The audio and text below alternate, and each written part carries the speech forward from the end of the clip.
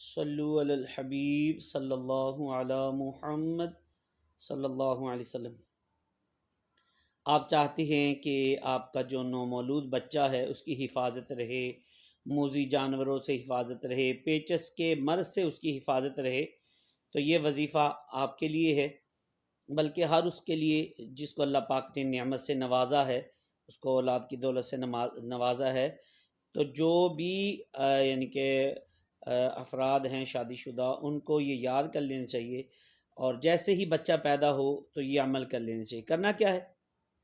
نومولود بچے کی حفاظت کا عبیر سننے نے جو نسخہ شاہ فرمایا بیمار عابد ہے، اس کا صفحہ نمبر 26 پر یہ موجود ہے کہ لا الہ الا اللہ، لا الہ الا اللہ، لا الہ الا اللہ 11 بار، 11 ٹائم لکھ کر یا لکھوا کر، ولادت کے فوراً بعد نہلا کر بچے کو پہنا دینے سے انشاءاللہ عز و جل موذی جانوروں اور پیچس کے مرض سے حفاظت ہوگی انشاءاللہ عز و جل۔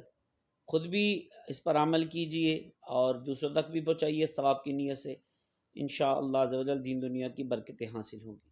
صلو علی الحبیب صلی اللہ علی محمد۔